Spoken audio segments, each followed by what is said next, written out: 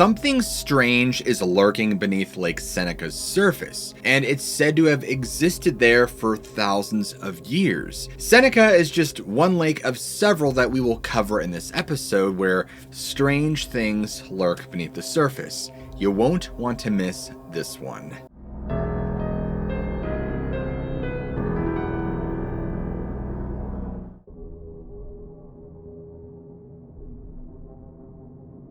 On July 14th, 1899, Captain Carlton S. Herendine stood at the helm of a paddle steamer called Otetiani as it made its way across Lake Seneca in New York. The lake itself had always been a source of mystery because long before any European settlers had arrived in the area, local Native American tribes would tell stories about this body of water. Deep beneath the surface lived what they called a fierce beast. Most people dismiss these stories as folklore, as tall tales passed down through generations, but something happened in the summer in 1899, something that would prove that these stories were based on something very real. Around 7 p.m., the Otetiani was filled with passengers enjoying a pleasant evening cruise across the lake. Captain Herendine and his bosun, Frederick Rose, were chatting casually when they both noticed something strange in the water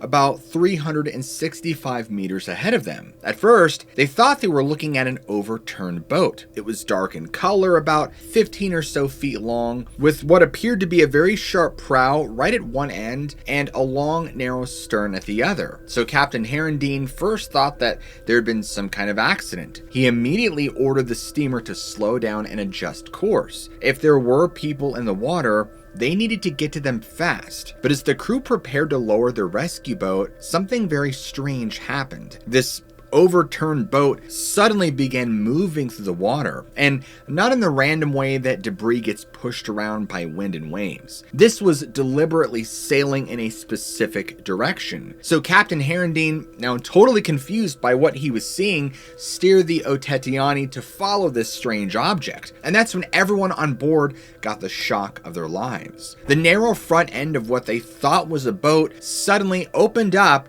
revealing 2 rows of razor-sharp white teeth. And Captain Herendine would later describe that what they were actually looking at was far bigger than they'd initially thought.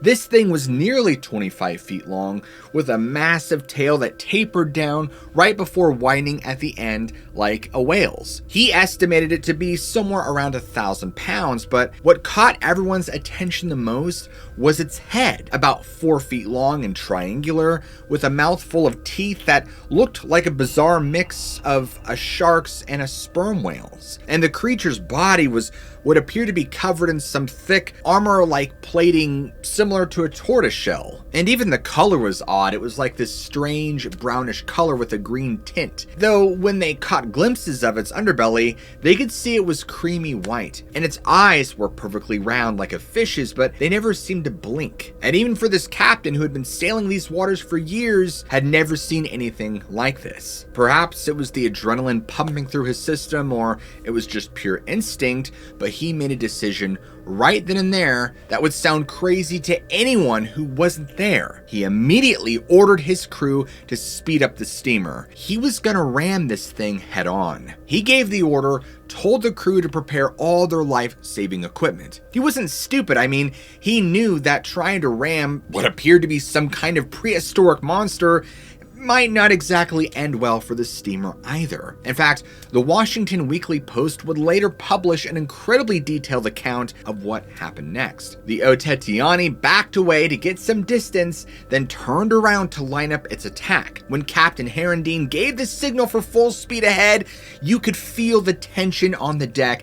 Every passenger stood there watching as this thing seemed to have crawled straight out of their worst nightmares. Whatever was in the water was smarter than they expected, because as the steamer charged forward, it looked like right at them. Almost like it knew exactly what they were trying to do, and at the last possible second, it dove under the water, and the Otetiani passed right over where it had been, and some passengers would later swear they could see its dark outline moving beneath the surface. Just as the steamer was about to continue on its regular route, a woman's scream cut through the air, everyone turned to look where she was pointing, and there it was. It had surfaced again about 50 yards away, almost exactly where it had first disappeared under the water. This time though, Captain Herendeen changed his strategy because instead of trying to hit the thing head on, he maneuvered the Otetiani so the starboard paddle wheel would catch it right in the middle of its body. Now the steamer picked up speed again, but unlike before, the creature didn't notice the danger this time, and maybe it was tired, maybe it didn't expect them to return for round 2, but the impact that followed was this loud, horrible, dull thud that everyone heard and felt deep in their bones. The force of the collision was so violent that passengers were thrown across the deck like ragdolls. And for a terrifying moment, the steamer itself nearly capsized. If it hadn't been for the crew's quick action, it probably would have. Now what followed was perhaps the most terrifying moment of the entire ordeal. Complete and utter silence fell over the ship. The only sound was the steady chug of the engine. Nobody moved, nobody spoke. They all just stood there waiting to see what would happen next. And then they saw it. This large shape was just floating beside the ship with a massive hole torn in its side. In what would be its final moments, it lifted its head one last time, made what witnesses described as a sound like a sigh, and then went still. The impact of the ship had broken its spine. The monster of Lake Seneca was dead, but things weren't over yet. The crew quickly lowered a boat and began to try to secure the carcass with hooks and ropes. Everyone on board pitched in to help haul this impossible thing out of the water. They had most of it clear of the surface for a brief moment, but then everything just went wrong. The rope near the tail suddenly slipped, and that massive tail section dropped back into the water, and the sudden weight shift was too much. The other ropes started sliding through people's hands no matter how hard they tried to hold on, and within seconds, they had no choice but to let go, and the entire carcass splashed back into the lake. As soon as that body touched the water, it began to sink. The spot where it went down was over 600 feet deep, and as everybody knew all too well, anything that sank that deep in Lake Seneca never came back up. They all just stood there helplessly, watching their proof of this incredible encounter disappear into the black depths forever. But before it sank, several very credible people had gotten a good look at it. These weren't just random passengers. We're talking about Albert L. Fowle and D.W. Hallenbeck, both public works officials. George C. Schell, who was a police commissioner, Fred S. Bronson, who managed the Geneva Telephone Company, Charles E. Kuhn, a Philadelphia business salesman, and even a professor named George R. Elwood, who's a geologist from Ontario. And so when newspapers across America started running this story, there was endless speculation about what this could have been. And Professor Elwood had seen it with his own eyes and had a pretty interesting theory. He believed it might have been a Cladastes, which is an extinct prehistoric sea lizard from the mosasaur family. He figured these creatures could have survived by hiding in the underwater caves and tunnels that kind of honeycomb at the bottom of Lake Seneca. Other people thought it might be some kind of whale that had somehow made its way into the lake, or perhaps a giant fish, or even a massive turtle. Some believed it was something completely new to science, but whatever it was, after that day in 1899, it was never seen again. Those old Native American legends about a fierce beast living in Lake Seneca, well, maybe they weren't just stories after all. Maybe that creature the Otetiani ran that summer evening was the last of its kind, the final proof of something that had lived in those waters for thousands of years. And now it rests somewhere in the depths of that lake, and for all we know, there could be more hiding in those underwater caves. I mean, after all, Lake Seneca still holds plenty of mysteries, and sometimes, as this story proves, the most unbelievable legends have a grain of truth.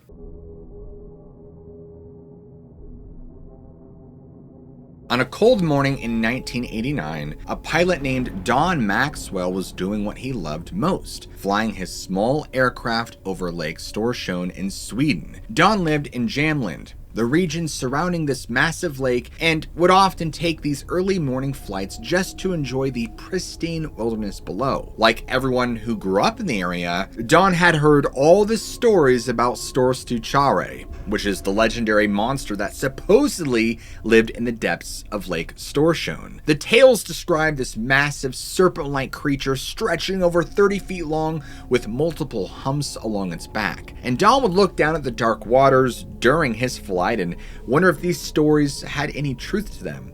But he was a practical, professional pilot who dealt with facts and reality, and the idea of some sort of prehistoric beast hiding in a Swedish lake seemed pretty far-fetched. And so Don was there, cruising at a relatively low altitude over the lake, enjoying how the early morning sun kind of just sparkled off the calm surface, and the water was like glass, totally still and peaceful. But then, something large moved and began to churn and bubble, indicating something massive was rising up from the depths. Don began to watch in disbelief as an enormous dark shape emerged from the water, and at first, he tried to rationalize what this could have been, and thought maybe it was a submarine, even though he knew there shouldn't be any submarines in this lake. But as the shape continued to rise, he made out 5 distinct humps trailing behind what appeared to be a massive head. And as Don stared down from his cockpit, his rational mind desperately tried to understand what he saw. But any logical explanation evaporated the moment he noticed something impossible. These kind of fine whisker-like hairs protruding from this thing's front hump. This was clearly no submarine, this was something alive. And it continued to rise until its full form was visible through the crystal clear morning air. What he saw nearly made his heart stop. It looked like something out of medieval folklore, a massive serpentine beast with multiple segments rising out of the water. Its head alone was enormous, and as Don watched, frozen in his seat, it began to breathe in quick, aggressive bursts that disturbed the water's surface. And then, it turned its massive head upward and locked eyes with his plane. And at that moment, Don felt this primal fear, like he was staring at something that existed from thousands of years ago. This thing let out this thunderous hiss that kind of just echoed across the lake, and his hands began to shake on the controls. He had never been that scared before in his life, but in that very moment, he genuinely thought he might lose control of the craft and crash right there. But his survival instincts kicked in. He forced himself to tear his gaze away from this thing below and focus entirely on his instrument panel. And his hands trembled so badly he had to grip the controls with all of his strength, and he knew that if he looked down again and allowed himself to think about what was lurking in the water beneath, he might panic completely. And so Don pointed his plane toward the shoreline where he'd taken off. He maintained a death grip on the controls, refusing to let his eyes drift downward even for a second. The thought of that thing watching him from below, perhaps even capable of who knows what, was almost too much to bear. All he could think about was getting back to solid ground. When he finally landed at the small airstrip, he just sat in his cockpit for a long time. He wasn't exactly sure what he had just witnessed. He didn't know who he would talk to, and he knew people wouldn't believe him. They'd say he was drunk or hallucinating or just making up stories, but he knew darn well he was sober, and the image of this thing was burned into his memory forever now. This experience changed Don forever. The professional pilot who'd once dismissed the legends of lake monsters as silly as folklore became a true believer. What he'd once written off as impossible now seemed entirely plausible. Don still flies over Lake Storsjön these days, but with a very different perspective. When he's not in the air, he can often be found on the shore with binoculars or a telescope scanning the water's surface, but his attitude towards the lake's mysterious inhabitant has changed completely. Don's encounter alone has become one of the most compelling modern sightings of this creature. His story, at least to those who know Don, know that he is a reputable, level-headed professional pilot, and they find it harder to simply wave that away. Unfortunately, whatever it was he truly saw that morning in 1989 will remain a mystery.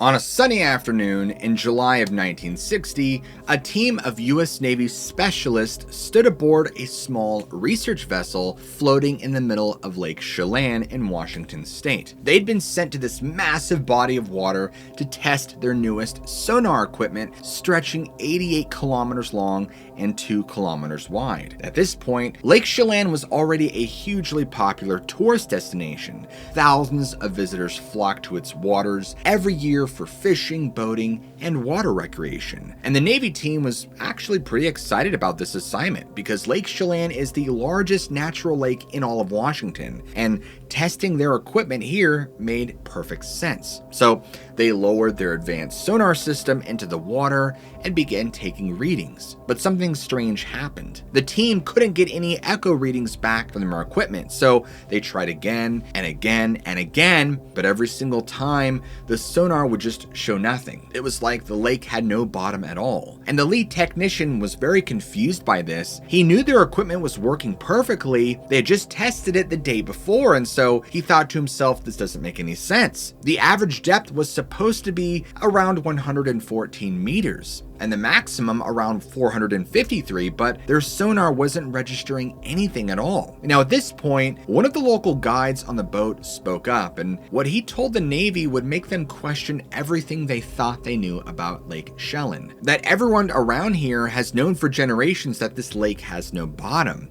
and that even the tribes had given this body of water a name that translated to Deep Lake because of this mystery. And apparently, during periods of extreme drought when the water levels would drop dramatically, no one had ever seen the lake's bottom. It was like this body of water just kept going down forever. In fact, a researcher named Henry Persona was so intrigued by these stories that in 1960, he published an article in Western Folklore documenting all the local legends about this lake. And what he found was pretty disturbing. The native tribes didn't just talk about the lake being bottomless. They talked about something living down there in the depths. According to their stories, an extensive network of underwater caves existed deep beneath the surface of this lake. In these caves lived what they called a water beast, a massive creature that would emerge from the depths to attack anyone who disrespected this lake. And the tribes took this so seriously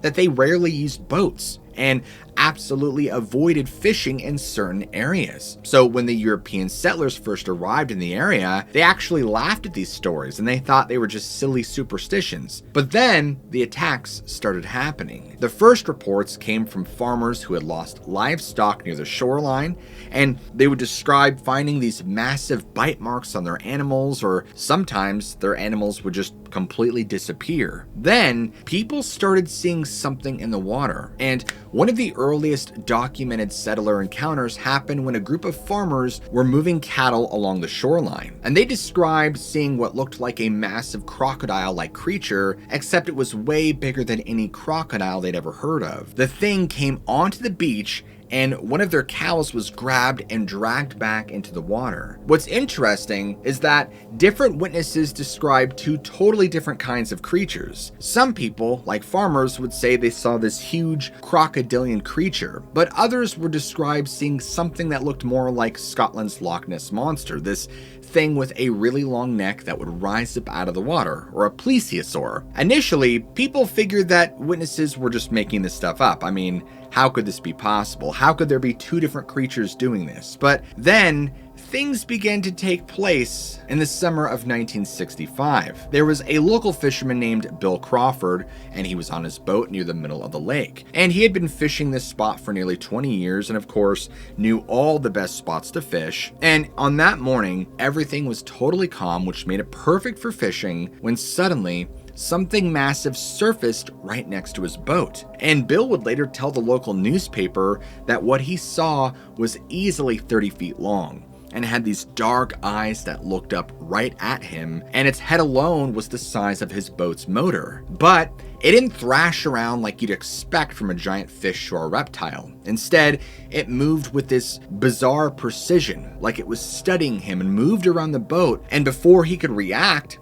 It just disappeared down beneath the surface. But instead of just swimming away, it went down vertically like an elevator. And Bill said he watched the water churn where it descended for nearly 5 minutes. Here's something very interesting to think about. Lake Chelan sits on top of one of the most complex underwater cave systems in all of North America. Geological surveys have shown that these caves stretch deep into the surrounding mountains, creating a massive network of underwater tunnels and chambers that even modern technology can't fully map. And so suddenly, all these strange reports started making sense. The Navy's sonar couldn't get a reading because, in many spots, it wasn't hitting a solid bottom. It was shooting straight into these cave openings. And this is exactly why the local tribes had always said the lake had no bottom. And in certain areas, they were right. The cave system also explains why people saw what looked like different creatures. When this beast emerged from different cave openings, people caught glimpses of it from different angles, and sometimes they'd see just the head and neck coming up, making it look like a plesiosaur. Other times they'd see its full body crawling onto the shore, giving it that crocodilian appearance. Despite all of our modern technology and numerous attempts to explore these caves, no one has been able to definitively prove or